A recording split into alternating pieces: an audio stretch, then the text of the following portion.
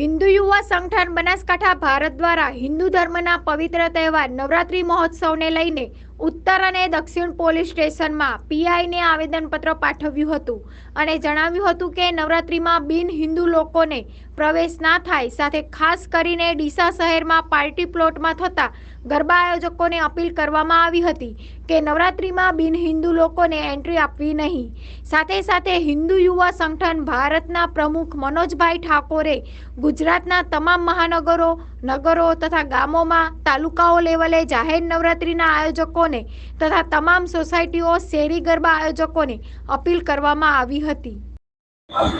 जय श्री राम, जय मां भवानी।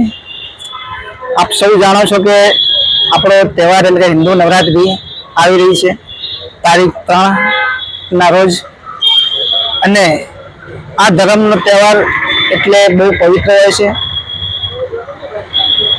આપણા ગરબા ચોક હોય, જ્યાં જ્યાં ગરબા થાય છે, ગરબા ચોકની અંદર કોઈ પણ વિધર્મીને પ્રવેશ ન આપવા માટે અમે એક આવેદનપત્ર આપવા આવ્યા છીએ આજે દક્ષિણ પોલીસ સ્ટેશન અને ઉત્તર પોલીસ સ્ટેશનમાં। એ લોકોને પ્રવેશ કેમ ના આપો? એટલા માટે ના આપો કે જે લોકોને જે આપણા હિન્દુ ધર્મથી કોઈ મતલબ કોઈ લેવા દેવા જ નથી, એ લોકો આપણા ધર્મને માનતા નથી અને આપણી હિન્દુ ધર્મની દેવી દેવતાના મૂર્તિઓને એ લોકો પુત કહે છે અને તુચ્છ કહે છે। જે દેવી દેવતાની મૂર્તિઓને જે હિન્દુઓ પૂજે છે એ હિન્દુઓને આ લોકો કાફીર કહે છે। તો એવા લોકોને આપણે પ્રવેશ શા માટે આપીએ?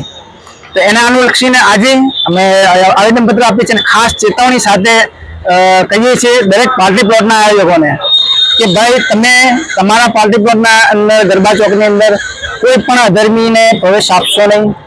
ગાવાવાળો હિન્દુ હોવો જોઈએ, વગાડવાવાળો હિન્દુ હોવો જોઈએ અને રમવાવાળો પણ હિન્દુ જ હોવો જોઈએ। કોઈ પણ રીતે કોઈ વિધર્મી